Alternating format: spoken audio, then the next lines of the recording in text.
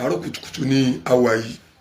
bí n ṣe ń bá yín sọ̀rọ̀ yìí ẹ̀yin ọmọ ìyá mi káàkiri àgbáńlá ayé mo wà nílùú Ògbómọ̀ṣọ́, ìlú Ògbómọ̀ṣọ́, ìlú bàbá wa Ṣọ̀ún Ògbómọ̀ṣọ́ tí bàbá wa ọlọ́lá wa ọba Ghandi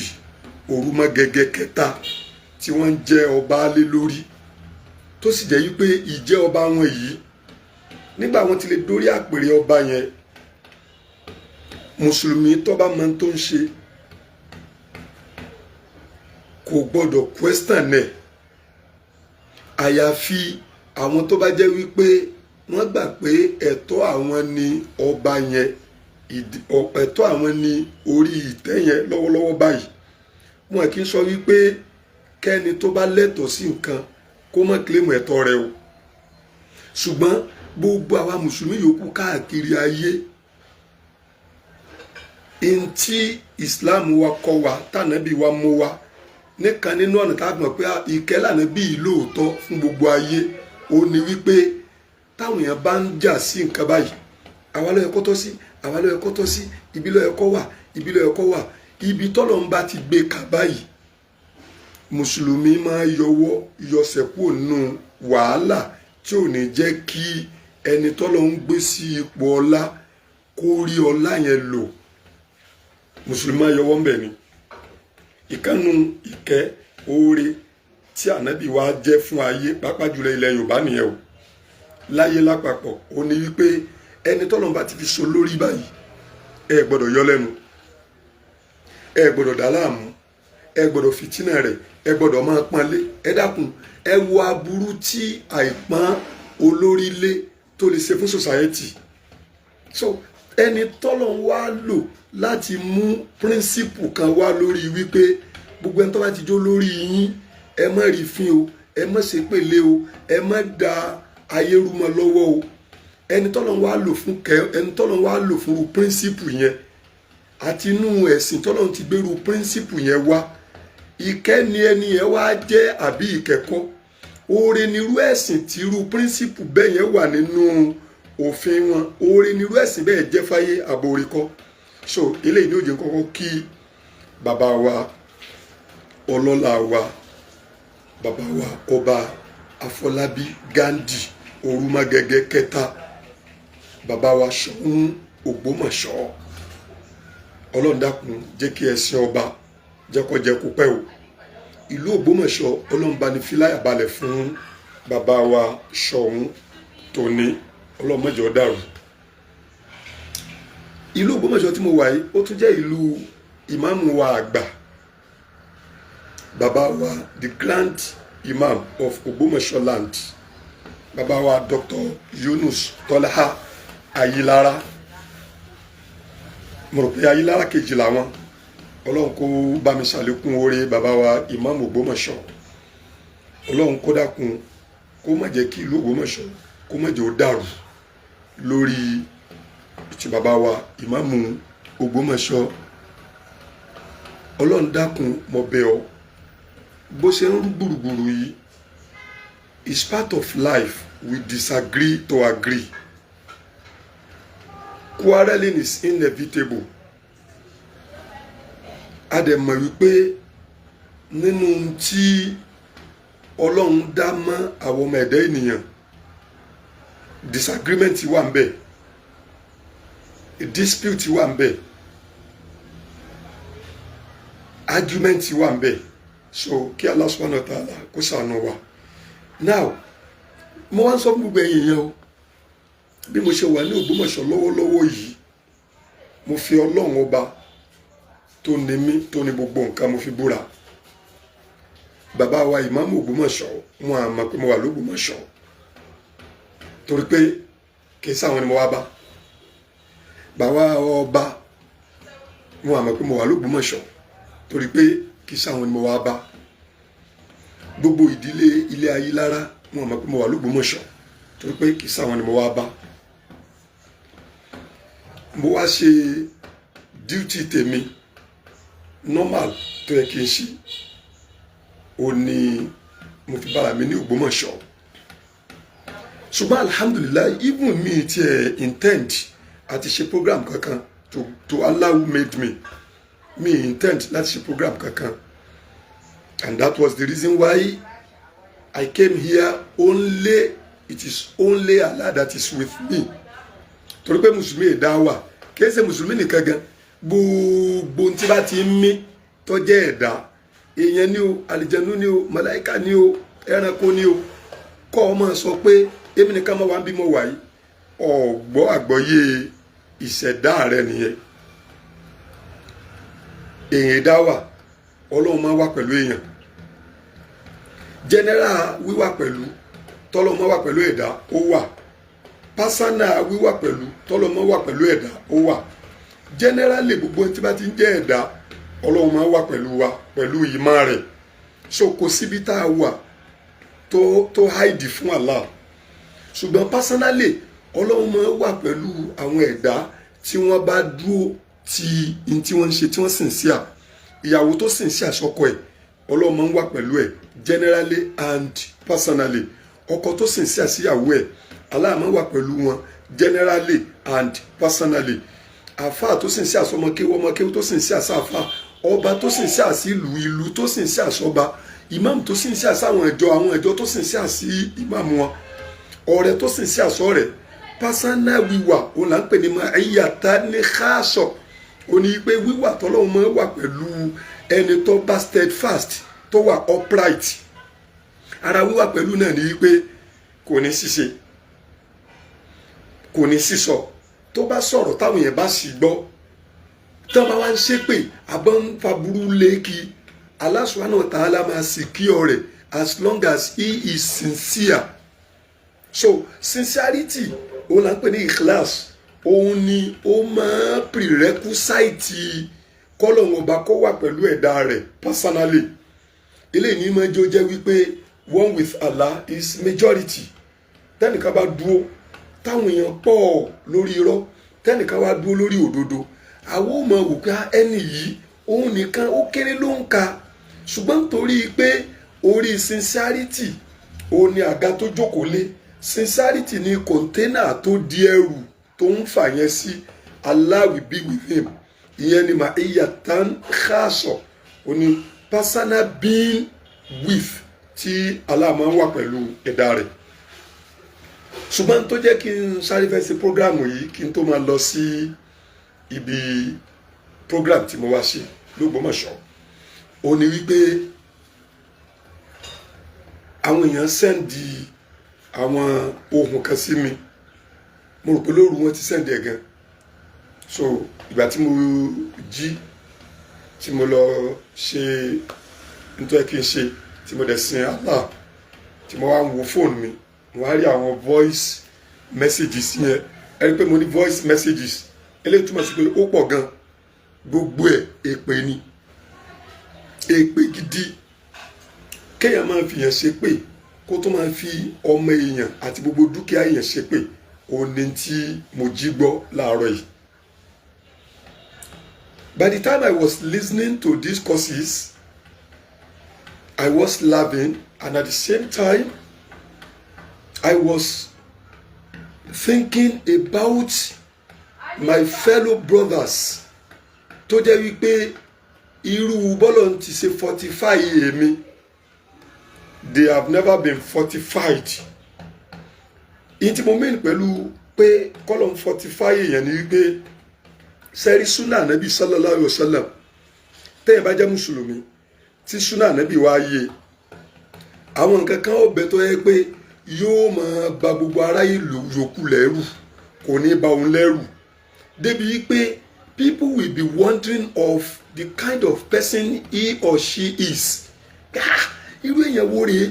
Lápèjúwe, wọ́n rọ̀jò èpè fún ọ tó báyìí, wọ́n rọ̀jò èpè fún ìyàwó rẹ tó báyìí, wọ́n rọ̀jò èpè fáwọn ọmọ rẹ tó báyìí, ó dẹ̀ rẹ́rìn. Yes, èèyàn máa rẹ́rìn tó bá jẹ́ wípé èèyàn jẹ́ mùsùlùmí lóòótọ́ tẹ́sìn yé. Àkọ́kọ́ èpè tẹ́yìn bá jẹ́ Yorùbá gan, tí Yorùbá yé dáadáa, yóò understand kí ni jẹ́ èpè. Yorùbá máa ń sọ wípé Ògún ni máa ṣì ní mú, èpè kì í sí nípa Yorùbá gẹ́gẹ́ ìran Yorùbá gẹ́gẹ́ wọ́n gbà wípé ogun làwọn lè máa sá fún táwọn bá gbúrò ogun àwọn ò lè máa sá fún èpè àwa béèrè pé kí ló dé tẹ́ fi lè máa sá fógun wọ́n ní ogun máa ń ṣìyàn mú meaning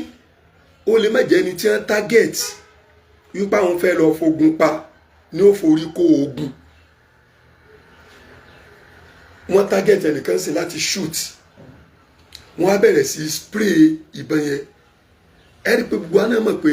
àìmọye èèyàn ló ti kú tí wọ́n sọ pé kí ló pa tó jẹ́ sábàbí ikú rẹ̀ tọ́lọ́lọ́ ni máa pààyàn ṣùgbọ́n kí ni máa jẹ́ sábàbí ikú àìmọye èèyàn lọ́lọ́wọ́n bá ti pa tí wọ́n á béèrè pé kí ni sábàbí ikú rẹ̀ wọ́n ní spray bullet that means pé ọta àbọn tí wọ́n ta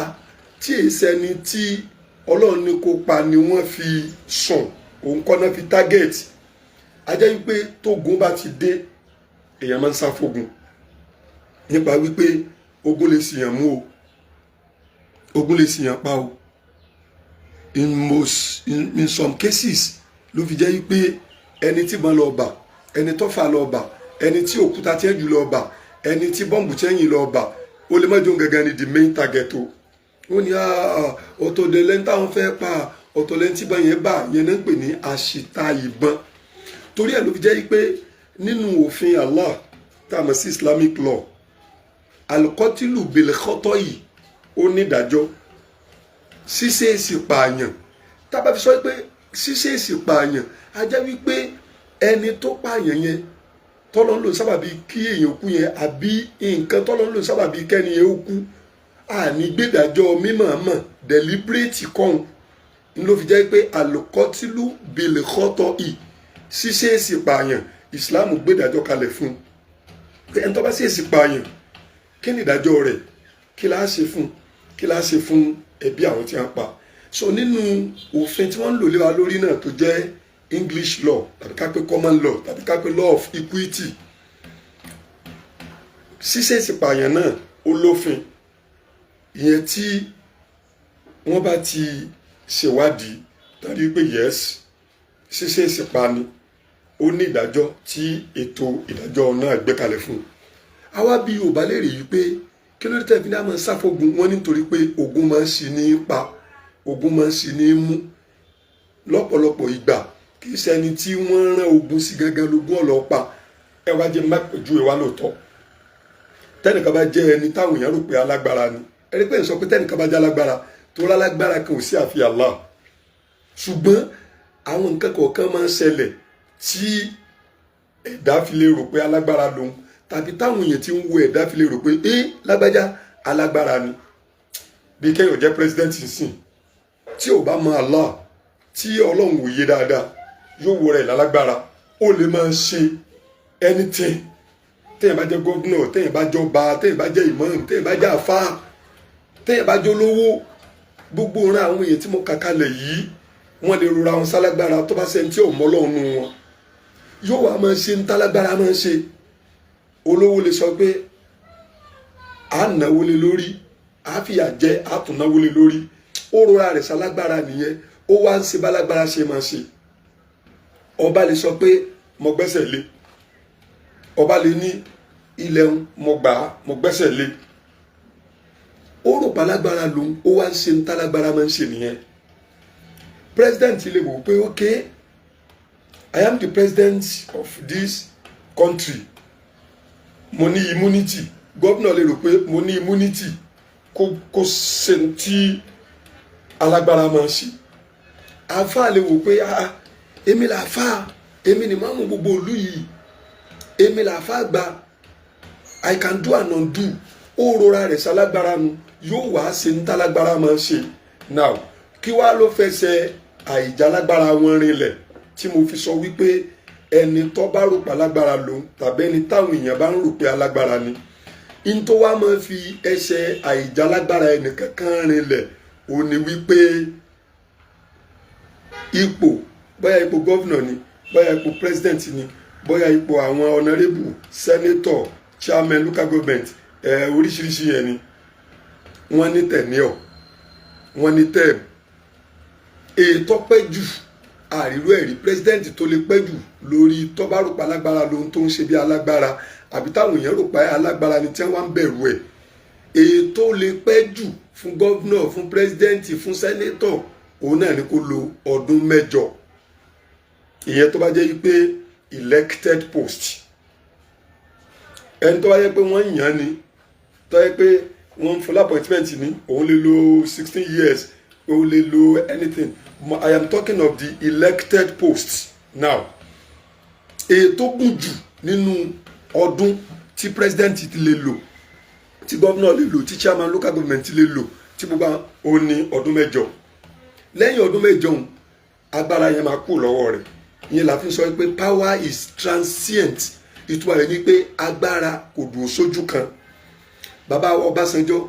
wọ́n ti ṣe president Nàìjíríà rí. bàbá wa Yar'Adua ọlọ́mbanìkẹ́wọ̀n wọ́n ṣe president Nàìjíríà rí. bàbá wa Jonathan wọ́n ṣe president Nàìjíríà rí. bàbá wa Ọbásanjọ́ ni bàbá wa Jonathan ni.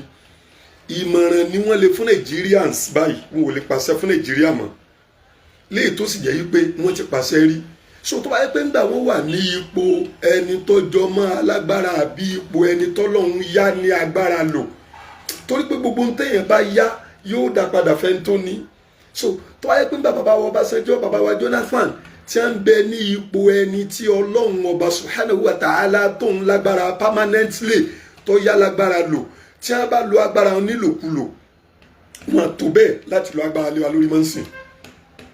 bẹ́ẹ̀ náà ni gbogbo àwọn former governors former chairman local government tọ́lọ́run yá ní agbára lò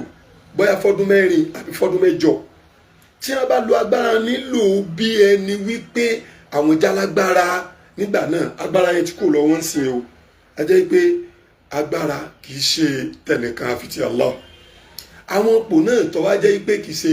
wípé ó ní tẹ̀ní ọ̀ ó ní tẹ̀ bí ipò imam ipò ọba ipò baálé ilé ipò mọ́gàjí gbogbo àwọn ipò yìí náà tó yẹ pé téèyàn bá ti débẹ̀ báyìí ó dìgbà ọba kú nígbà tí ń lo agbára lọ́wọ́ tọ́lọ̀ ń fún lágbára tó yá lágbára yẹn lò ṣebí tó bá kú agbára yẹn ò lè jẹ́ tiẹ̀ máa ń sìn. bàbá wa Olúbàdàn tàná nígbà wọn ń bẹ lórí ipò Olúbàdàn bàbá wa Olúfọ̀n tàná nígbà wọn ń bẹ lórí ipò Olúfọ̀n bàbá wa Aláàfin tàná nígbà wọn ń bẹ lórí ipò Aláàfin bàbá wa Ṣọ̀ún tàná nígbà wọn ń bẹ lórí ipò Ṣọ̀ún tí wọ́n bá rò pé alágbára làwọn tí wọ́n wá ṣe bí alágbára àbí táwọn èèyàn rò pé alágbára ni wọ́n táwọn náà wá ṣe bí alágbára yẹn wọ́n ti kú sìn which is pé agbára yẹn ti kú lọ́wọ́ wọn. wọn ò lè sọ fún wa wípé bàbá wa Ṣọ̀ún tàná pàṣẹ máa ń sìn. wọn ò lè sọ fún wa pé bàbá wa Aláàfin tàná pàṣẹ máa ń sìn. wọn ò lè sọ fún wa pé bàbá wa Olúfọ̀n tàná pàṣẹ máa ń sìn. wọn ò lè sọ fún wa pé bàbá wa Olúbàdàn tàná ó pàṣẹ máa ń sìn. so bó ṣe wá rí nìyẹn a jẹ́ wípé tọ́rọ̀ bá rí bẹ́ẹ̀ gbogbo ẹni tó bá lágbára lónìí Ọlọ́run yà lónìí yóò gba agbára yẹn lẹ̀ tàbí kọ́ lóun ó gbà lọ́wọ́ ẹ̀. so kí Allah subhanahu wa ta'ala kó bá ṣàánú gbogbo àwọn aṣáájú wa. àwa bí Yorùbá lè rè pé kí ló dé tẹ́ ẹ fi ní ká máa ṣàfogun wọn nítorí pé ogun lè ṣìyàn pa ogun lè ṣìyàn mú. ìtẹ́fẹ́ àmọ̀ pé ogun lè ṣìyàn mú ó lè ṣìyàn pa lóòótọ́ ni pé ǹjọ́ lè rọrùn fún ẹnìkan sìn kó lóun fẹ́ lọ àtáàkì bàbá wa Tinubu tàbí òun fẹ́ lọ àtáàkì ìkànnì àwọn governors wa tàbí òun fẹ́ lọ àtáàkì ìkànnì àwọn ọba wa tàbí òun fẹ́ lọ àtáàkì ìkànnì àwọn senators wa sẹ́rù kò easy kò easy bó ti wù kẹ́ni mo sọ pé òun dira tó kò lè ráwọn bàbá yìí mú ẹ̀mí àwọn ẹni tí èsì páwọn gangan wà ní target ẹ̀mí wọn máa sùn ta ni ó easy fún sìn kó dira ogun mọ́ra kó wá lọ bá bàbá wa Tinubu kó wá rí léwọ́ tiẹ̀ ta ni ó easy fún sìn kọ́kàn wọlé tọ̀ gọ́vnà wa ta ni ó easy fún kọ́kàn wọlé tọ̀ àwọn ọba wa tó yẹ pé àwọn ẹ̀ṣọ́ oríṣiríṣi wọn wà lójú ọ̀nà tẹ́ni tí ń bọ̀ yẹn bá rò pé òun yà waste àwọn èèyàn ni sẹ́rí pé ogun máa ṣe àwọn èèyàn mú báwọn ogun máa sì wọ́n pa Yorùbá clear rẹ̀ fún wa Yorùbá wa àwa tún bí Yorùbá lè rí pé ókè kí wàá lóde tẹ́ ẹ fi ní ká má sà fún èpè wọ́n nítorí pé èpè kì í sì yàn án pa a ní kí wọ́n ṣàlàyé rẹ̀ wọ́n ní èpè táwọn wò yẹn ẹni tó bá lẹ́tọ̀ọ́ sí lèpè máa ń mú Yorùbá clear rẹ̀ fún wa pé ogun ní í sí ní mú èpè kì í sí ní pa oríṣiríṣi ọ̀rọ̀ ni Yorùbá wa fi gbé lẹ́sẹ̀ wọ́n ní ẹni tí ó ń ṣiṣẹ́ àdúrà tá a bá ń ṣépè fún àdúrà ló máa jẹ́ tiẹ̀ ẹni tó ń ṣiṣẹ́ èpè tá a bá ń ṣàdúrà fún èpè ló máa jẹ́ tiẹ̀. So ẹ̀yà wa Yorùbá ó fi wá lọ́kàn balẹ̀ lórí ọ̀rọ̀ èpè. Ẹ wá já gbé ẹ̀yà Yorùbá hàn ẹ̀já gbé sẹ́gbẹ́ kan nítorí pé díẹ̀ ni ẹ̀yà díẹ̀ ni èdè díẹ̀ ni ìran ló lè ṣe nínú ọ̀rọ̀ ìgbésí ayé wa. Ẹni tó lè yanjú ọ̀rọ̀ ìgbésí ayé wa òun náà lẹ́nu tó yẹ pé òun ló ní. Ta ló ní? Allah. Ó ti wá mófin wá ó fi rán ẹni tí ìsalábòsí ta ní ìsalábòsí anabi wa sallallahu alayhi wa sallam anabi wa Muhammad sallallahu alayhi wa sallam.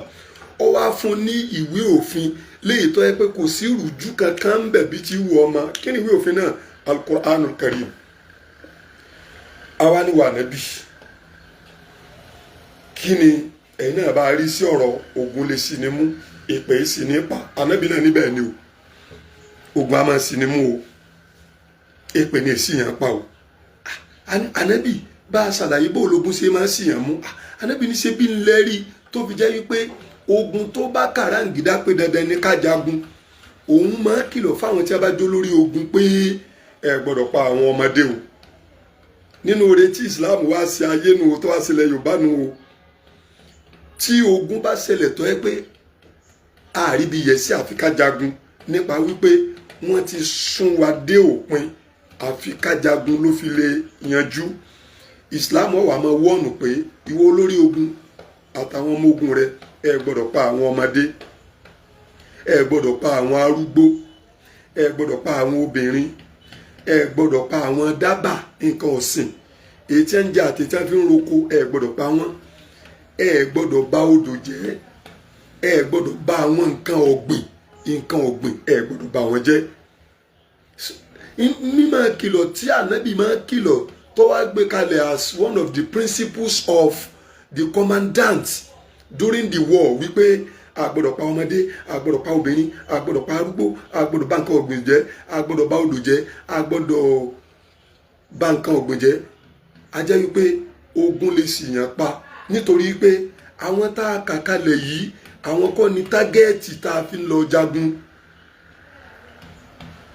Mímọ̀ kìlọ̀ pé a gbọ́dọ̀ pa wọ́n yẹn ó ń túmọ̀ sí pé ogun lè sì yàn pa. Ànábì náà clear rẹ̀ àwa ni ókè èpè ńkọ́ ànábì ní pàápàá ká má bẹ̀rù èpè. A ní kí ló dé? Ó ní nítorí wípé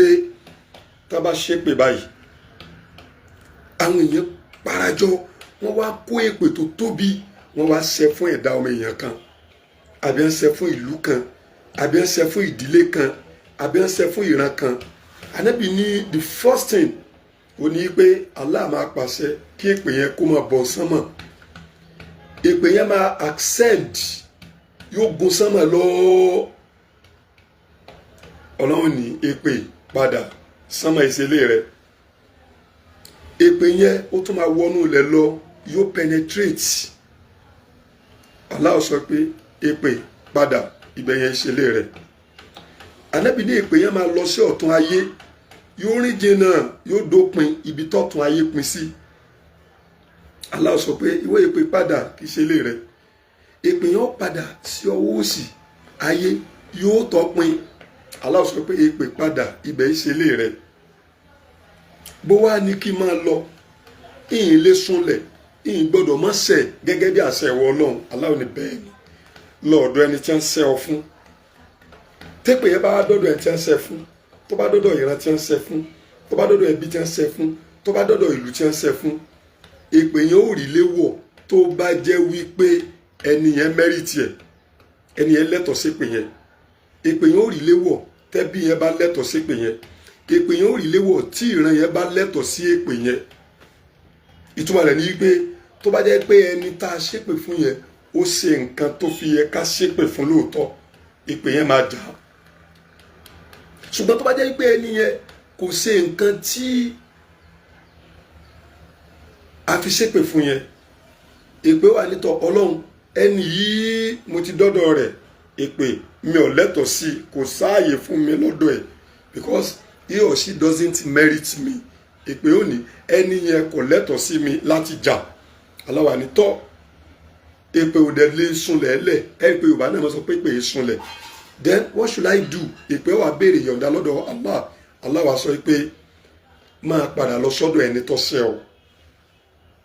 Èpè ó wá padà sọ́dọ̀ ẹni tó ṣẹ̀. Ẹni tó ṣẹ̀ èpè yẹn ò ní èpè yẹn ó wá ṣe kí ni o, èpè yẹn ó wá jà.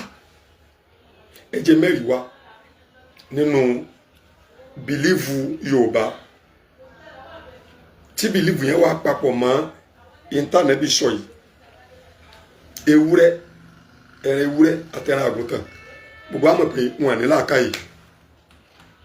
wọn ní làákàyè.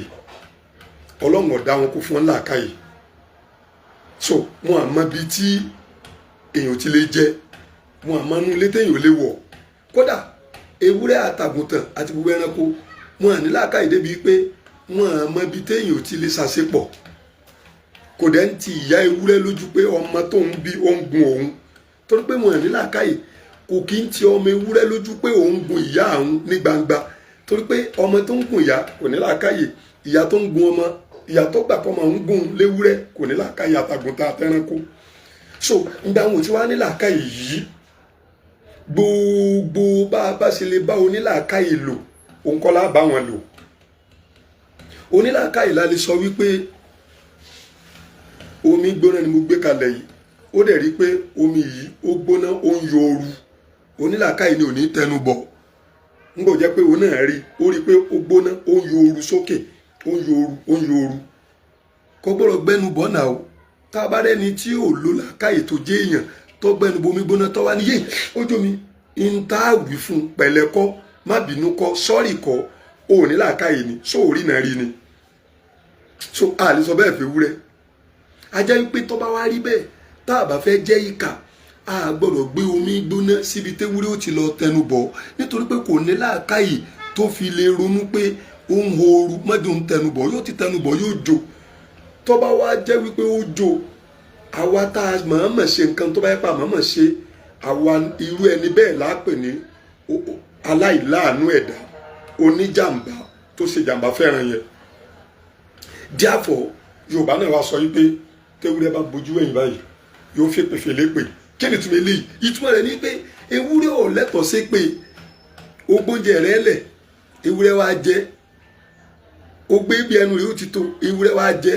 ewúrẹ́ wá ń lọ wá bẹ̀rẹ̀ sí ṣépè fún ìwé ẹran yìí, kò ní dáa fún ọ, ò ní sóríire. Yorùbá wá ní pé ewúrẹ́ bá bojú ẹ̀yìn, tágùntàn bá bojú ẹ̀yìn yóò fèpè fèlépè. Ìtumọ̀ rẹ̀ ni pé gbogbo ọ̀nà èpè kèé ja ẹni tí ó bá lẹ́tọ̀ọ́ sí, torí pé ewúrẹ́ tó jẹ oúnjẹ wa tá a gbé síbi tẹ́nu rẹ̀ ó ti tó, kò nídìí èpè, kò lẹ́tọ̀ọ́ sí pé. Yorùbá náà sọ pé ohun tá a bá fi sílẹ̀ lẹ́nu ewúrẹ́ tó, that means pé well ewúrẹ́ òun kàn kiri kí ni ó ń jẹun kí ni, ló fi jẹ́ pé kẹ́ ẹ fi poison sóúnjẹ báyìí lójú ewúrẹ́, kẹ́ ẹ gbé oúnjẹ lẹ̀ báyìí, kẹ́ ewúrẹ́ kọ́ wà lẹ́lẹ̀ báyìí, kẹ́ ẹ súnmọ́lẹ̀, kẹ́ ẹ wá máa da poison, kí wọ́n kọ poison sí, kẹ́ ẹ wá máa dà sí bí oúnjẹ tẹ́ fẹ́ ewúrẹ́ jẹun, kẹ́ ẹ tó wá máa sọ kétí rẹ̀ ọmọ gbọ́ pé ìwé ewúrẹ́ ó kú lónìí torí pé mo ti da poison sínú oúnjẹ rẹ. Tẹ́ ẹ bá gbóúnjẹ yẹn fún ewúrẹ́ yẹn máa jẹ, wàláhì ó máa jẹ, nítorí pé kíni, torí pé kò ní làákàyè. Ìgbà tí ó ti wá ní làákàyè yẹn, ẹni tó ń bá ní làákàyè ni ò gbọdọ̀ ṣépè fún ewúrẹ́, torí pé ewúrẹ́ tẹ́ ẹ ṣépè fún, èpè yẹn ò ní dọ́dọ̀ ẹ̀, èpè ò dẹ̀ ní sunlẹ̀, yóò padà sọ́dọ̀ ẹni tó ní. Now mo rò pé mo ti clear rẹ̀ wípé ìyẹn ló fà á tí mo fi ń rẹ́rìn nígbà mo gbọ́ àwọn èpè ràgùdù dóòkì sèmi nìkan ni wọ́n ń ṣépè fún o, wọ́n kó àwa èèyàn kan jọ, mo wá ń ṣépè fún alápapọ̀. Àwa èèyàn wo? Àwa mùsùlùmí kan káàkiri ayé akóra wa jọ. I think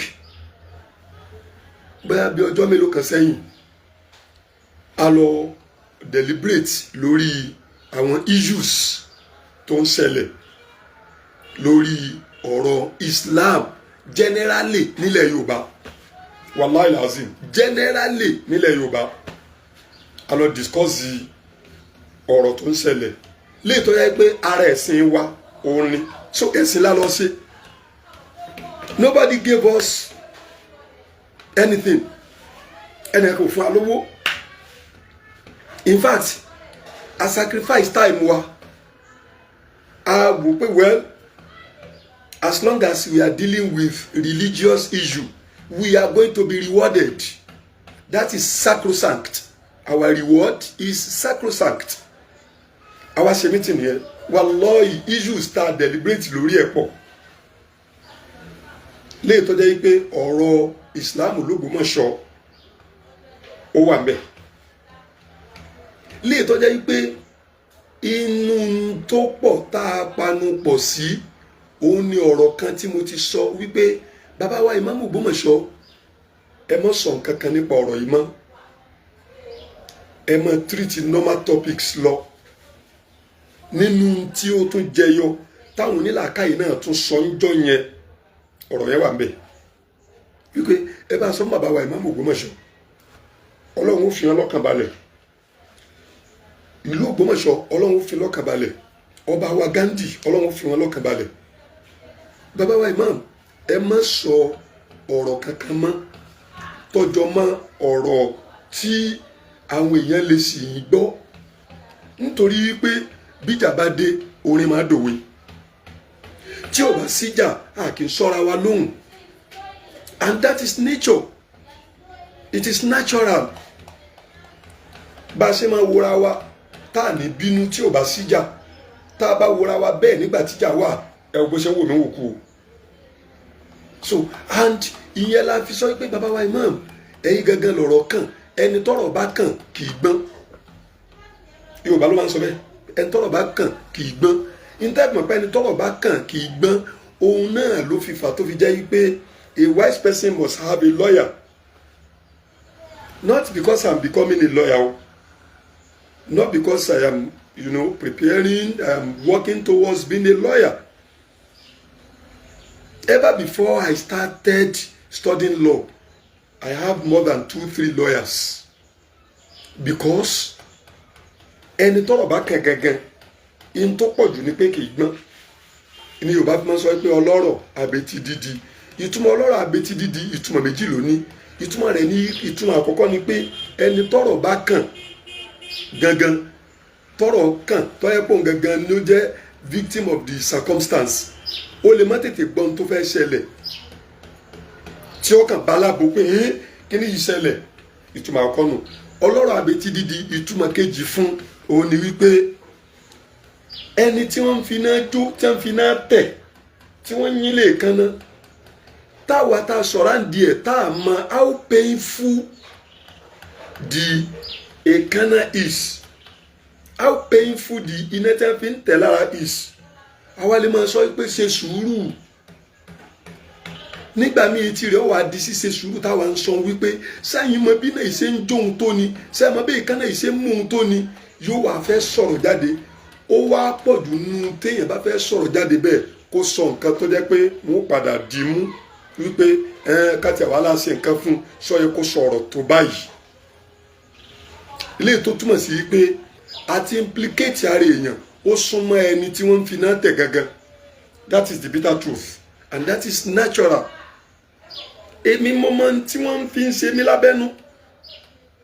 So the people around me may not know how painful it is. So by the time I want to talk, if I wanted to talk, I may say more than what I supposed to say. Mo lè sọ ju tí kò yẹ kí n sọ lọ nítorí pé èmi mo mọ̀ pé ẹ ń fi náà tẹ̀ mí.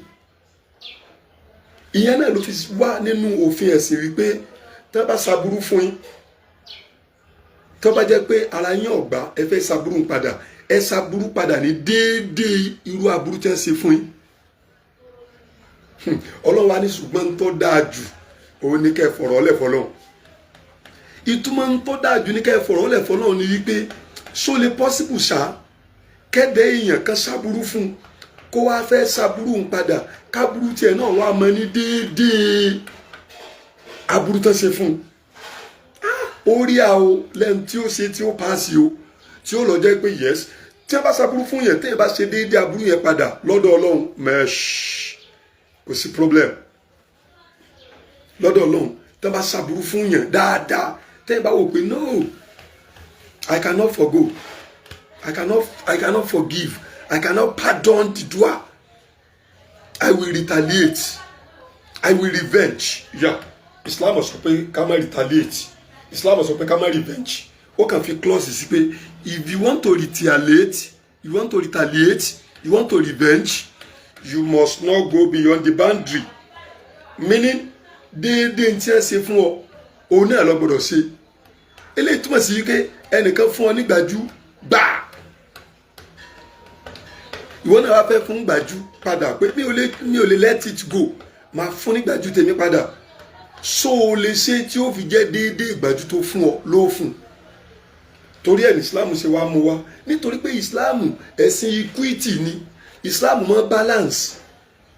Islam ó wá mú equity wá wípé in tó ṣẹlẹ̀ yìí o in tẹ́ ẹ lè ṣe padà láti balance ẹ̀ òun rèé yóò wá mú oore tó tóbi wá wípé òkè tẹ́ bá wá ní ẹ fẹ́ ṣe tí ń padà tó bá jẹ́ pé aburú náà ṣe fún yín ẹ̀san tó tóbi jàǹjàǹ tó tóbi ju aburú tí wọ́n ṣe fún yín lọ tẹ́ ń tó ṣaburú gan fún yín ó fi wá mọ̀ rò pé àdáì known kí wọ́n lóde tí mo ṣaburú yìí fún Ọlọ́run ní òun rẹ́dì láti san lè máa ń sọ́barọ̀ fẹ́ni tó bá lè ṣe sùúrù tí ò retaliate tó gbà wípé ó ṣeé ṣe kóun má lè retaliate ní déédéé irú nǹkan ṣe fóun tí ó wàá pọ̀ ju nǹkan ṣe fóun lọ téèyàn bá dẹ̀ ti retaliate tí ò bá tó nǹkan ṣe fún ó ti retaliate náà nù kò lẹ́sàn kankan mọ́ lọ́dọ̀ Allah kò dẹ̀ lẹ́sẹ̀ téèyàn bá dẹ̀ retaliate ní déédéé nǹkan ṣe fún ó ti retaliate náà nù kò lẹ́sàn kankan mọ́ lọ́dọ̀ Allah kò dẹ̀ lẹ́sẹ̀ ẹni tó bá wò pé tí n bá fẹ́ retaliate ń sìn tí n bá retaliate déédéé tí wọ́n ṣe fún mi láburú mi lẹ́sàn mọ́ lọ́dọ̀ Ọlọ́run àmọ́ mi ò lẹ́sẹ̀ tí n bá retaliate tí ò tó n tí wọ́n ṣe fún mi láburú mo ti retaliate náà nù mi ò lẹ́sàn mọ́ lọ́dọ̀ Allah mi ò dẹ̀ lẹ́sẹ̀ kí wàá la lè fi quantify ẹ̀san táwùlẹ̀ gbà lọ́dọ̀ Allah ṣé kí n wá retaliate ń déédéé aburú tí wọ́n ṣe fún mi gan sọ wá tó kí n má wulẹ̀ retaliate kí n wá gba ẹ̀san tó tóbi lọ́dọ̀ Allah tọ́lọ̀ wọn bá sọnù Kùránì pé wàmá indallahi khairun lil abrar. Hello Malam Yusuf mo wà lórí program weslam mo ṣe program lọ dákun ó ní Ọlọ́run bá sọ pé wàmá indallahi khairun lil abrar ní ti ń bẹ lọ́dọ̀ Ọlọ́run fáwọn tí wọ́n bá jẹ́ ẹni rere ó tóbi jù ó dáa jù nǹkan kan ò dáa tó therefore bí Islam ṣe gbé kalẹ̀ nù òfin ayé náà tí wọ́n lò lé alórí náà sọ wípé ẹni tí wọ́n bá ṣàbúrú fún kó má take law into his hands kí lòfin ayé náà wò débẹ̀ òfin ayé náà rí i pé kò sí bó o ṣe fẹ́ revenge tó fẹ́ take law into your hands tó ò ní í ṣe ju bí ẹni tó ṣe nǹkan fún ọ ṣe ṣe lọ torí pé Yorùbá ní tẹlẹ́sàn ni máa jù that means pé tẹ́nìkan bá ṣe nǹkan fún ẹ tó wá fẹ́ ṣẹ̀san padà ẹ̀san rẹ yóò pọ̀ ju irú tẹ́ni ẹ ṣe lọ bó ṣe wà ń bí dáadáa náà nìyẹn ó sanwó skul mi ó rán mi lé kéwú ó sanwó lé kéwú mi mo wá dé yẹn ń di kéwú ọ̀hún in tí màá ṣe fún ọ padà yóò ju in tó ṣe fún mi lọ tí n bá mo re ṣùgbọ́n èyí tí wọ́n ṣeun níjọ́ tí wọ́n ṣe òun ló tóbi ó ṣeé ṣe kí n má lè dé ààyè tí mo dé débi pé mi náà wà sọ pé mo fẹ́ ṣẹ̀san dáadáa padà mi ò mọ nǹkan tó ń ṣe nẹ́tíwọ̀kì yẹn èmi ò dẹ̀ máa ń pa wọ́n flag ẹ̀ wọ́n flag ẹ̀ I know nothing about it ibi tí n bá sọ dé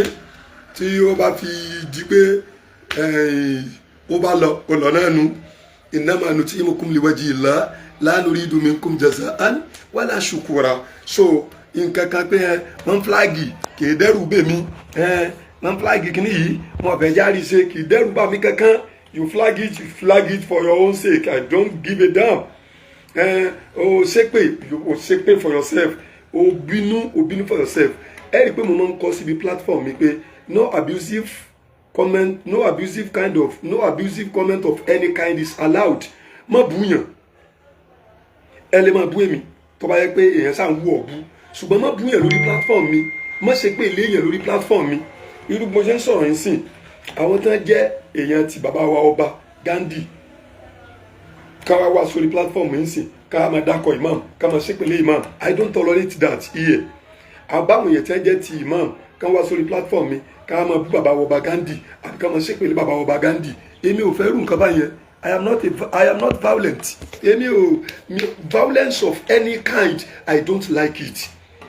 torí ẹ̀ ló fi jẹ́ wípé mo máa ń tàbá rọ́à pẹ̀lú èébú àbí pé tí yẹn bá ṣẹ́fẹ́ mi gangan direct mo mọ̀ pé tó bá bú mi èébú yẹn ò ṣe tèmi tó bá dẹ̀rù pé èébú yẹn tèmi ni tó bá ti di lọ́la bó ṣe lọ́ọ́ máa ká kòkó tó bá gbìn wá ká èébú yẹn bó ṣe lọ máa ká ọsàn tó bá gbé tó mú àbí tó lọ tà tó fi rówó wá ká ìbú tó bá bú mi o Al-Mudiru Ajigi ní ọmọ tí ò nímọ̀ yes tó bá ní nímọ̀ ṣé mo ṣe ń wá mọ̀ náà ni ànábì dẹ̀ ní ká wá ìmọ̀ látòrí ìtẹ́ dórí ìtẹ́ náà ni so ìyẹn ò lè jẹ́ èbú fún mi. Al-Mudiru Ajigi ní ẹni tí ò lówó lọ́wọ́ yes ṣé tí wọ́n bá ń ka olówó Nàìjíríà sìn ṣé mo wà lára wọn ni so gbogbo ọ̀rọ̀ yẹn ó kàn máa gba òdì lára àwọn tẹ́ ń sọ fún ni òdodo ọ̀rọ̀ ni kéèyàn bú mi ní ìsìn pé aláìlówó yes èyàn ò lè sọ yí pé aláìnímọ̀ ni mí èyàn lè sọ yí pé aláìnímọ̀ tó nǹkan yes ṣé mo ti wá nímọ̀ tó nǹkan náà mo sì fi ń wá ìmọ̀ sí ni èyàn ò lè bú mi pé ẹni tá yé ọmọ kó wá dùn mí yes ta ló mọ̀ mí Ọlọ́run tó dá mi ló mọ̀ mí àwọn tó sì ṣe dandan kí wọ́n mọ̀ mí tó yẹ pé tí wọn ò bá lè mọ̀ mí Ọlọ́run ó bi mí léèrè wọ́n ti mọ̀ mí àwọn òbí mi wọ́n mọ̀ mí òbí gbọ́dọ̀ mọ ọmọ rẹ̀ that is pé ọmọ gbọ́dọ̀ ṣe dáadáa tó rẹ́ńtà bá ṣe dáadáa fún yóò mọ̀ yàn ọmọ gbọ́dọ̀ ṣe dáadáa fáwọn òbí ẹ̀ alhamdulilayi àwọn òbí mi wọ́n mọ̀ mí ọmọ kí gbọ́dọ̀ ṣe dáadáa fún àfáà rẹ̀ alhamdulilayi àwọn àfáà mi wọ́n mọ̀ mí ọkọ gbọ́dọ̀ ṣe dáadáa fún ìyàwó rẹ̀ alhamdulilayi àwọn ìyàwó mi wọ́n mọ̀ mí bàbá gbọ́dọ̀ ṣe dáadáa fáwọn ọmọ ẹ̀ alhamdulilayi àwọn ọmọ mi wọ́n mọ̀ mí àfáà gbọ́dọ̀ ṣe dáadáa fáwọn ọmọ kéwù ẹ̀ alhamdulilayi àwọn ọmọ kéwù mi wọ́n mọ̀ mí so for you láti máa sọ wípé o mọ̀ mí kì í ṣe èbú ta ló délé yìí mọ̀ yes èmi gan máa kọ wákà máa ní tó bá jẹ́ tí mọ́ ni mi èní tó bá jẹ́ tí mọ́ ni mi ò tí ì lówó lọ tó bá jẹ́ gbajúmọ̀ ta ló mọ̀ mí ọlálàáwù ni ẹ̀wù ẹ̀ mọ́wò mi ọlálàáwù ni ẹ̀wù ẹ̀ mọ́wò mi ọlálàáwù ni ẹ̀wù ẹ̀ mọ́wò mi ọlálàáwù ni ẹ̀wù ẹ̀ mọ́wò mi ọlálàáwù ni ẹ̀wù ẹ̀ mọ́wò mi so now ẹ̀yin yẹn wa àwọn ìpè tí mo wá gbọ́n inú mi dùn gan mo wá tún fọlọ́n búra fún yín mo wá ń rọ nínú àwọn ìpè yẹn mo ti wá gbọ́ tí àwọn èèyàn wa kan tí wọ́n sọ wípé àwọn fẹ́ back out mo kàn fẹ́ fáwọn èèyàn nímọ̀ràn wípé ẹ fẹ́ back out lórí kíni eléyìí túmọ̀ sí wípé were you not fighting for the truth ṣé kí n sọ òdodo lẹ́wulẹ̀ ń jà fún ni èmi lórí ọ̀rọ̀ yìí Al-Mudiru Ajigi ni mo tún fọlọ́wọ́n bá búra téèyàn gbọ́dọ̀ fi búra lórí irọ́ téèyàn bá fẹ́ ṣòfò mo fọlọ́wọ́n bá náà búra wípé àní mi kì í ṣe fáànì ìmáàmù mi kì í ṣe fáànì ìmáàmù Tọ́lá o ok bọ́lọ̀ ń ṣe rọra ṣe fún mi tó torí pé oore Ọlọ́run kankan ò kéré ni mo fi sọ pé bọ́lọ̀ ń ṣe fún mi tó wáyé pé lọ́dọ̀ ara mi ni màá ní ṣe fún mi mọ́ mo mọ bí mo ṣe mọ́ ṣùgbọ́n oore tọ́lọ̀ bá sì fẹ́ dà kò kéré so ẹ̀dá ò gbọ́dọ̀ sọ pé bọ́lọ̀ ń ṣe fún mi mọ́ bó ló ń ṣe fún ọmọ bí n tó ṣe fún wọn tí wọ́n ń pè mọ́ ọ́n ilé àwọn ó ní prayer point ẹlòmíì náà so ajá yìí pé ànábì ní láti sọ gírú mi ní ẹ má ti lọ ìṣe èyíkéyìí ìdẹ̀ra tọ́lọ̀ wọn bá fi sọ́dọ̀ yín ẹ má sọ pé ó kéré o ẹ má sọ pé ó kéré ìyẹn lèmi ò fi máa sọ pé bọ́lọ̀ wọn bá ṣe fún mi tó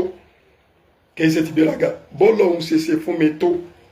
torí pé èyí tọ́lọ̀ ń ṣe fún mi yìí ó tóbi lójú tèmi kò kéré so kọ́lọ̀ ọba ń ṣàlékún ẹ̀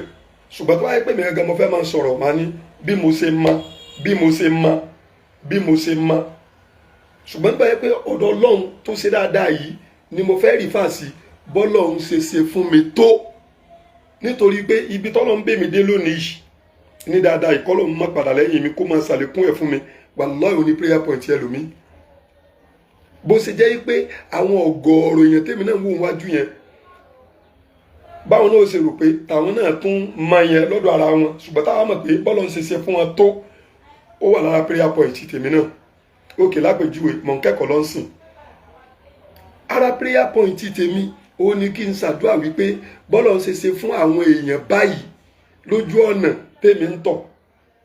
màmá ṣàdúrà sí pé bọ́lọ̀ ń ṣe fún bàbá mi Barrister Mahmood Kọ́lá Adéṣínà tí wọ́n jẹ́ SAN tí wọ́n jẹ́ wàzírù gbogbo ilẹ̀ Òròlú bọ́lọ̀ ń ṣe fún wọn tóun prayer point tèmi ni lójú ọ̀nà tí mò ń tọ̀ lọ́wọ́ yìí so ibi táwọn dẹ̀ déhùn àwọn rò pé so ajẹ́ igbe ibi tọ́lọ̀ wá ṣe fẹ́mi náà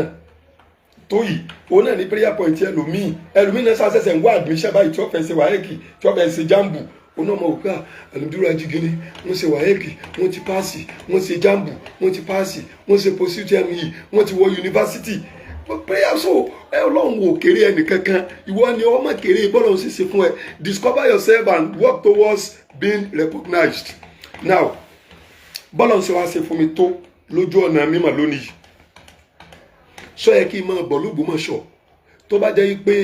fan ìmáàmù wa Ògbómọ̀ṣọ́ ni mí sọ yẹ kí n máa bọ̀ l'Ógbómọ̀ṣọ́ kí n má ti pè wọ́n mo fẹ́ kẹ́yìn yẹn kẹ́ ẹ máa bá wa fìlà káyìí bá lọ o tí n bá pe bàbá wa ìmáàmù Ògbómọ̀ṣọ́ wípé mò ń bọ̀ l'Ógbómọ̀ṣọ́ wọ́n palẹ̀mọ́ ẹlẹ́dẹ̀ mi ni wọ́n palẹ̀mọ́ ẹlẹ́dẹ̀ mi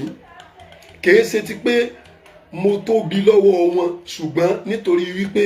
ipò bẹ́ẹ̀ ni wọ́n wà láti accommodate irú ẹni tọ́lọ́run bá ṣe bó ṣe ṣe mí náà àti pé ojú ọ̀nà kan náà lájọ wà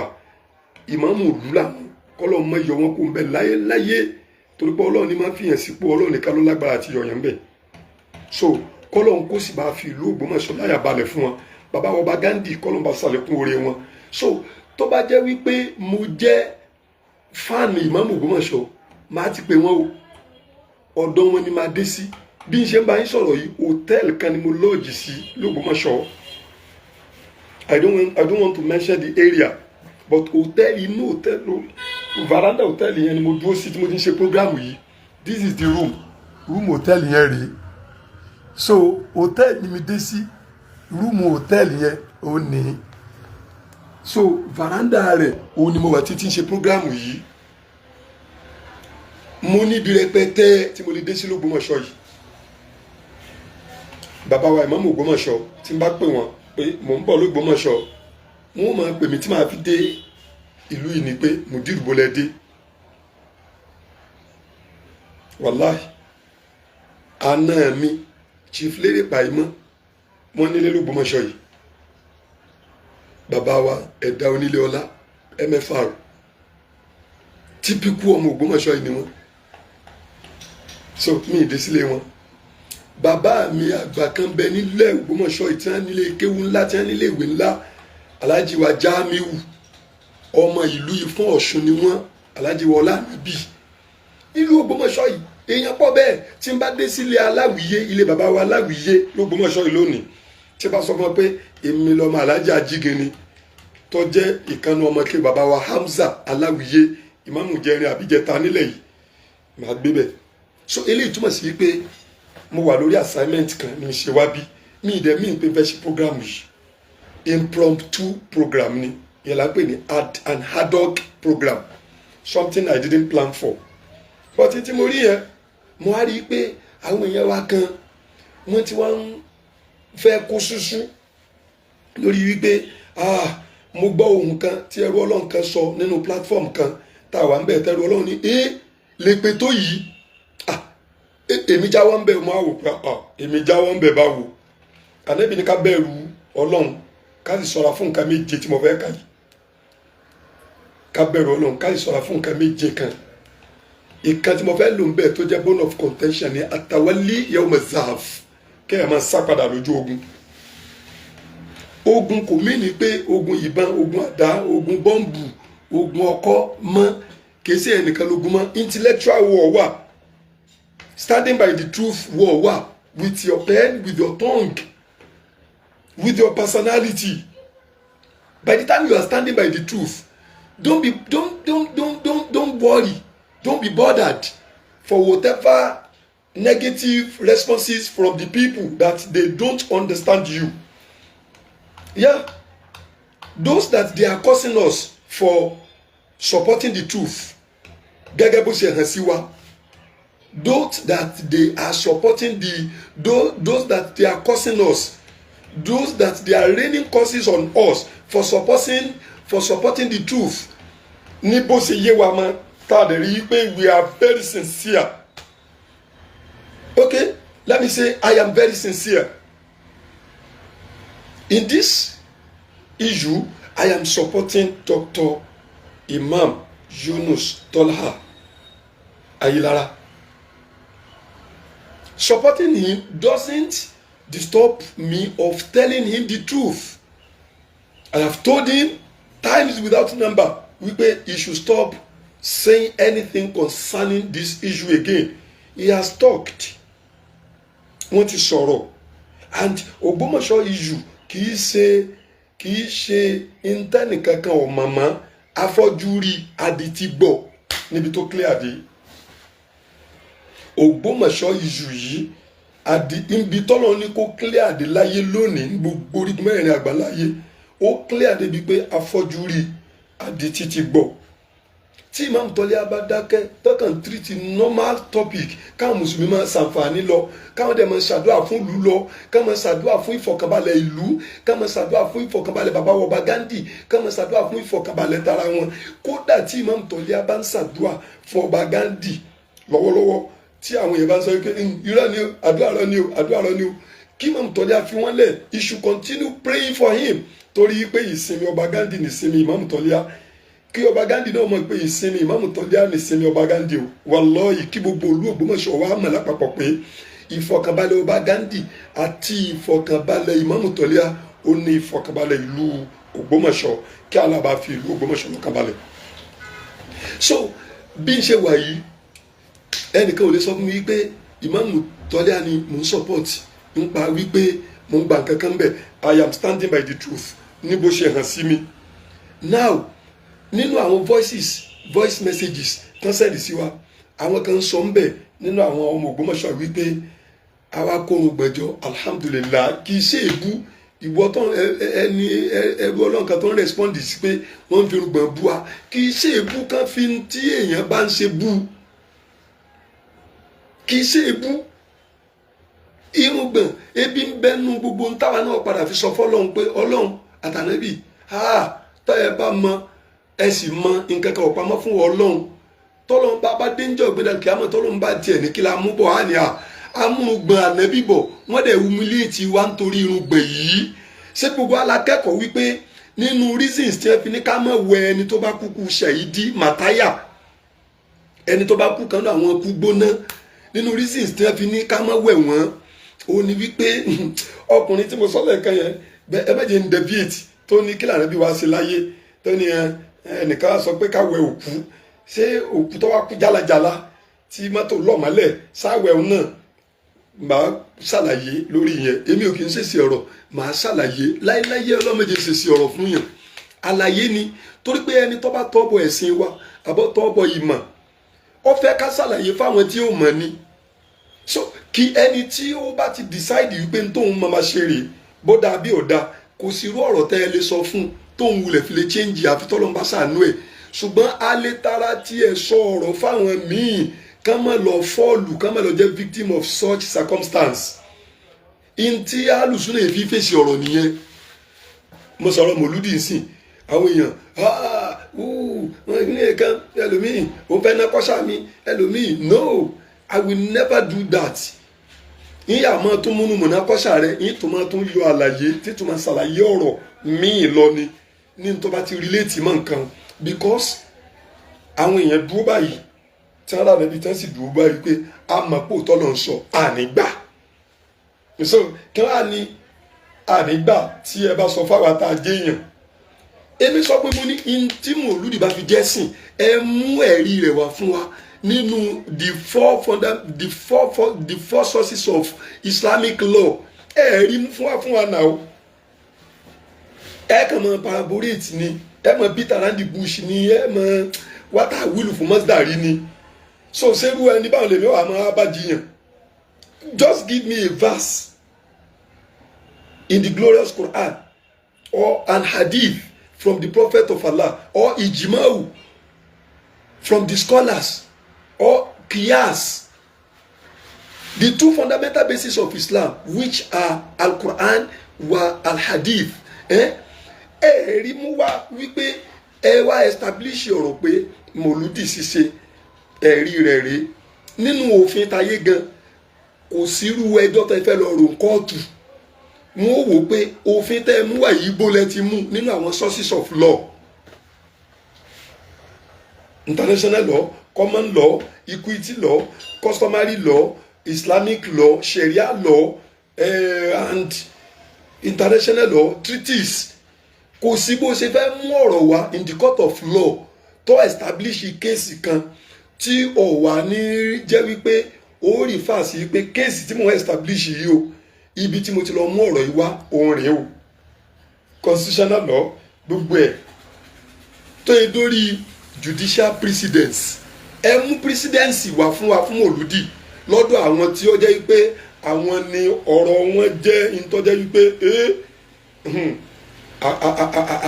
àgbọ́tẹ̀lé ni nínú Islam ẹ mú precedence wá fún Mọ̀lúdì Ànábì gangan did he celebrate it? The answer is capital no. The companions àwọn tí wọ́n sacrifice gbogbo tí wọ́n ní tẹ́ dórí ẹ̀mí wọn fànàbí ṣé wọ́n celebrate lẹ́yìn Mọ̀lúdì? The answer is capital no. Ànábì fọmọ ayé ó fìyàwó ayé ọfọmọ ọmọ ayé ó fànà sáyé tọ́yẹ pé wọ́n. Imam Ali kò celebrate Mọ̀lúdì ọmọ kéwà Ànábì ni tirẹni Ànábì ni àna Ànábì ni Imam Ali ọmọ kéwà Ànábì ni blood Ànábì ni family Ànábì ni àna Ànábì ni tirẹni Ànábì ni odò rẹ̀ gẹ́gẹ́ l'Ànábì fi òpin ọ̀rọ̀ ìmọ̀ lọ́dọ̀ àwọn tó ń tẹ̀lé l'Ànábì fi tì sí. Ànábì ní ana madinatul ilmi wa aliyu babuha. Ànábì ní I am the city of knowledge and Aliyu is the entrance. Gbogbo wa mọ̀ bí entrance ṣe pàtàkì kan wọ̀. So Ànábì named himself the city of knowledge and he named Ali as the entrance. We all know how important entrance is in entering any place. Gbogbo bí ta fẹ́ dé ta rò pé àyè báyìí mo fẹ́ débẹ̀ àyè yẹn tóbi entrance náà tóbi. So Ànábì wa pera rẹ̀ ní city of knowledge ìlú ìmọ̀ tó yẹ kí gbogbo èèyàn ó lè wọ ọbẹ̀ láti mú ìmọ̀ jáde. Wọ́n wá níta ní entrance ó ní Aliyu. Aliyu yìí ọgbẹ̀yìn Ànábì kò sí birthday kò celebrate Mọ̀lúdì Ànábì. Ẹ mú precedence wá fún wa. Tẹ́ ẹ bá rẹ́ rí nínú Quran tẹ́ ẹ bá rẹ́ rí nínú hadith fún Mọ̀lúdì tẹ́ ẹ rẹ́ rí nínú Quran fún Mọ̀lúdì tẹ́ ẹ rẹ́ rí nínú hadith fún Mọ̀lúdì tẹ́ ẹ rẹ́ rí nínú ìjìmáwù fún Mọ̀lúdì tẹ́ ẹ rẹ́ rí nínú kìyàsì fún Mọ̀lúdì ok ẹ mú precedence wá fún wa fún Mọ̀lúdì. Nítorí wípé nínú òfin ayé náà tí wọ́n bá rí ẹ̀rí nínú constitution tí wọ́n rẹ́ rí nínú gbogbo sources of law wọ́n máa lo judicial precedence. Ẹ mẹ́rin wá ẹ fún wa ní precedence. Ọmọ Ànábì gbẹ̀yìn Ànábì Fatima kò ṣe Mọ̀lúdì Ànábì. Àwọn ìyàwó Ànábì gbẹ̀yìn Ànábì one of the àwọn ìyàwó Ànábì òun ni Aisha tó fẹ́ràn Ànábì tó sì ní ìmọ̀ kò ṣe Mọ̀lúdì. Abubakari ó gbẹ̀yìn Ànábì ọ̀rẹ́ Ànábì ni tirẹni Ànábì ni ayò Ànábì ni àna Ànábì ni ẹ wọ àwọn ọ̀fẹ́ yẹn kò ṣe Mọ̀lúdì. Imam Umar olólùfẹ́ Ànábì ni pé àna Ànábì ni kò ṣe Mọ̀lúdì. Usman olólùfẹ́ Ànábì ni pé tó ṣe dáadáa nígbà tí Ànábì ń bẹ láyé fún ẹ̀sìn pẹ̀lú gbogbo tó ní débi pa Ànábì sọ pé Usmanu Ọlọ́run ó dùn tí ọ̀tán yanyan ìfẹ́ ìpọ̀jù àna Ànábì wà ní tànábì fún ní ọmọ rẹ̀ obìnrin àkọ́kọ́ gẹ́gẹ́ bí ìyàwó tọ́mọ yẹn kú tànábì tó fún ní ọmọ obìnrin tànábì mí èkéyìn níyàwó kejì tí ẹ̀ náà tó kú tànábì ní agbátí débi pé tá a bá tó lọ́mọbìnrin kẹta tí ò tí ì lọ lẹ́kọ̀ọ́ àbá tó fún ọ irú ìfẹ́ tó bá ń bẹ láàrin Ànábì àti èèyàn ẹni yẹn ò ronú pé kó wọn ṣe Mọ̀lúdì. Ẹ establish Mọ̀lúdì fún àná ọ̀hún tẹ́ ẹ̀ bá rí inú Quran tẹ́ ẹ̀ rí inú hadith tẹ́ ẹ̀ rí inú ìjìmọ̀ tẹ́ ẹ̀ rí inú kíyàs òkè ẹ fún wa ní precedence. Àwọn tàbí wọn náà bẹ́ẹ̀ ọ̀dà àwọn ìmáàmù mẹ́rin tó gbajúmọ̀ jù nínú ìmáàmù wa tá à ń tẹ̀lé ìmáàmù Abu Hanifa ìmáàmù Maliki ìmáàmù Shafi ìmáàmù Ahmadu ọmọ Hanbali ẹ mú precedence wa lọ́dọ̀ àwọn èèyàn wọ̀nyí. The best of the centuries mẹ́tẹ̀ẹ̀ta tànàbí láwọn náà ni kò ní sí rújúrújú fún Islam nù wọn ẹ mú precedence wá lórí pé wọ́n ṣe Mọ̀lúdì ẹ rí náà. Intan sọ yóò sọ pé kẹ́ni tí ó ṣe ọmọ ṣe lọ ẹ lè gbà ṣùgbọ́n à ń fi enlighten àwọn èèyàn tó jẹ́ wípé àwọn ò fẹ́ juxtapose láàrin ẹ̀yin tẹ́ ẹ lẹ́yìn ṣe Mọ̀lúdì tẹ́ ẹ wá pè lẹ́sìn àtàwọn tá a ṣe Mọ̀lúdì nítorí pé kì í ṣẹ̀sìn àwọn èèyàn àwọn audience ni wọ́n juxtapose. So káfà kan gbá mi mú sìn pé ajígini ọ̀yẹ́ bọ́ta mo fẹ́ bọ́ fa lórí ọ̀rọ̀ mòlúdì ọ̀rọ̀ no mòlúdì ó láwọn nǹkan tí màá kọ́kọ́ wò kí n tó lè respond tó o bá dẹ̀ wá bẹ̀rẹ̀ ebú tó o bẹ̀rẹ̀ agídí yìí tó máa mú ọ̀rọ̀ ìmọ̀ jáde ń bẹ̀ ní tèmi mi ò ráàyè ebú I don't have time for that. The most expensive thing in life, especially in my life, is time. I don't waste it. Anything tẹ́ bá rí pé mo ń ṣe mo dedicate time fún ni. So ẹ má jẹ́ kí n deviate púpọ̀. Now ọ̀rọ̀ ẹ̀yin èèyàn wa tẹ́ wá ní ẹnìkan wá sọnù platform wọn pé èpè ìpọ́jú o kí la ṣe subhanallah èpè fún wa fáwọn ọmọ wa fáwọn ìyàwó wa èmi yọwọ́ ń bẹ̀ o Ọlọ́run má jẹ́ n yọwọ́ ń tèmi lórí pé mo dúró tòdodo bí bó ṣe yé mi tí mo dẹ̀ rí pé mo sincere I may be wrong but I am sincere. Being sincere ó yàtọ̀ sí being wrong. Téèyàn bá sincere lórí tó ń ṣe tó wá padà já sípò wrong kò sábúrú kankan fún náà ó ṣe bá akẹ́kọ̀ọ́ manijtahada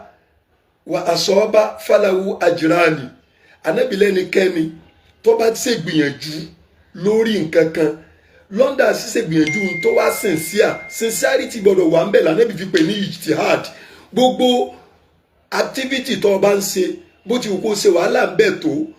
tó o bá ti sincere tí o bá ti sí sincerity nínú rẹ̀ kìí ṣe ijtihad nínú ṣẹ̀ríà kìí ṣe ìgbìyànjú nínú lójú ọ̀nà ẹ̀sìn. So n tá bá fi pé nǹkan ní ìgbìyànjú lójú ọ̀nà ẹ̀sìn sincerity gangan kọ́kọ́ ní foundation. So mo rò pé ó ti yé wa torí pé Ànábì sallallahu alaihi wasallam ó máa ń sọ̀rọ̀ yóò kára sọ̀rọ̀ kékeré báyìí ọ̀rọ̀ ìtumọ̀ tí ó kó sínú ó ti tóbi jù ìkànnì orí tánàbí sáyé nù kákan rọra brevity accuracy ọ̀rọ̀ Ànábì máa accurate ó máa wà precise ó dẹ̀ máa wà brief. So brevity accuracy and being concise òun ni àwọn element tí Ànábì fi máa ń sọ̀rọ̀. The prophet of Allah was very accurate,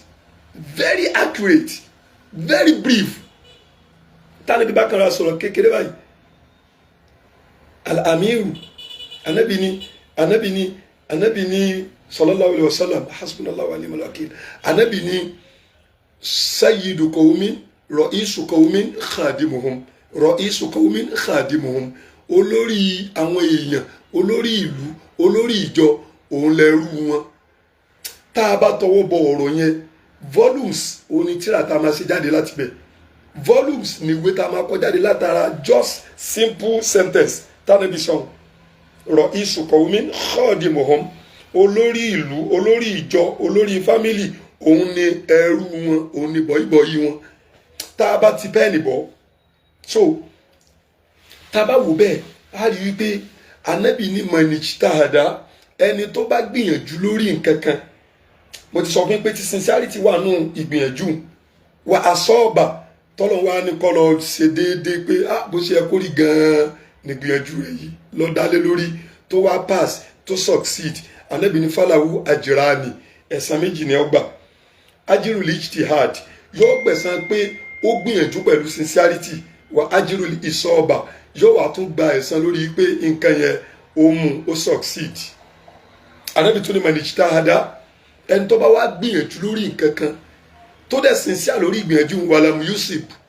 tó wá wrong eventually falahu ajrun wahid. Ànábì ní yóò gbẹ̀san kan ẹ̀san wo ni ajrul ijtihad ẹ̀san pé gbìyànjú ó dẹ̀ sincere lórí ìgbìyànjú rẹ̀. Therefore kò sí ọ̀nà kankan tí tó ní gbìyànjú tó bá ti sincere lè já sí ìyà. So gbogbo ẹ̀yin mùsùlùmí tẹ́ ẹ bá ń ṣe nǹkan ẹ máa sincere tí ń tẹ́ ẹ ṣe yẹn tẹ́ ẹ sincere lè lórí wọn tó bá lọ bọ́ sójú ẹ̀ gan pé yes bó ṣe yẹ kó rí gan-an nìyẹn ẹ gbẹ̀san méjì ẹ gbẹ̀san pé gbìyànjú pẹ̀lú pé sincere ẹni ẹ wá gbẹ̀san pé ń tẹ́ ẹ ṣe orí bẹ́ẹ̀. Tẹ́ ẹ bá gbìyànjú lórí nǹkan tẹ́ ẹ sincere lórí ìgbìyànjú tó wá jẹ́ pé ó wá lọ wrong bóyá ó wrong gangan normally tàbí àwọn èèyàn ní ẹ lo ète lórí kó fi padà wrong ẹni tó gbìyànjú tí ẹ ọ̀já sófo lọ́dọ̀ Allah yóò gbẹ̀san kan ẹ̀san kíni ẹ̀san ìgbìyànjú tó sincere lé lórí. So why will I say mi ò ṣe mẹ́bà wo. So mo fi yún tún ṣe ọmọ ìyá wa nínú platform yẹn tó gbọ́ ìpè yẹn tó wá ní kí la ṣe tó le tó báyìí àìsẹ́ ní ìyá wàláhì bẹ́ẹ̀ ni ẹ ṣe ń sọ lórí platform yẹn mi ìdákọ̀ ẹni ẹ mo dẹ̀ mọ́ èèyàn wa dáadáa náà ni kí n sẹ́ ní ìyá kí ló dé tẹ̀ ń bú wa tẹ̀ ń ṣépele wa tó báyìí tẹ̀ ń ṣépele ọmọ wa tẹ̀ ń ṣépele gbogbo ọ̀ràn wa ṣàbùsí gbogbo àwa tá a péjọ tá a ṣe mítìnì lórí ọ̀rọ̀ ìsìláàmù ilẹ̀ Yorùbá ṣe mítìnì lórí ọ̀rọ̀ Ògbómọ̀ṣọ́ nìkan kódà ọ̀rọ̀ Ògbómọ̀ṣọ́ kọ́ ni number 1 gan ó wà lára rẹ̀ ní èmi yọwọ́ tèmi o ẹni ń sọ bẹ́ẹ̀ èmi wá ń sọ fún ẹni pé ẹ mẹ́jà gbàgbé pé atawọ́lé ọmọ zaf kí mùsùlùmí ọ̀sá padà lógun èèwọ̀ ni o nínú asábú alimobikot ńlọ́wọ́ àwọn mùsùlùmí èyí máa gbóhùn ṣe mọ́ mùsùlùmí ó dúró tí ń tọ́ bá dúró tì dópin àwọn Yorùbá ní àìdẹ́sàpin kèé jọ́mọ kèé jẹ́ kọ́mọdé kó mú orí òkété délé that means pé ọmọ tó lọ sóko ọdẹ tó wá gbẹ́ ìsà òkété bó bá ṣe ń gbẹ́sà òkété yẹn wọ́n ń pe kíní kan ní ẹsẹ̀ yẹn òun ni blockage tókété bá wà nínú ìsà rẹ̀ àwa dẹ̀gbẹ́ dáadáa tókété bá wà nínú ìsà rẹ̀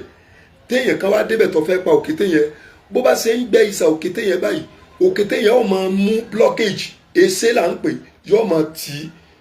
ilẹ̀ yẹn ó máa rí ó lè jókúta ó lè jẹ́ ìkùrọ̀ ó lè jẹ́ ẹyìn tó jẹ́ kù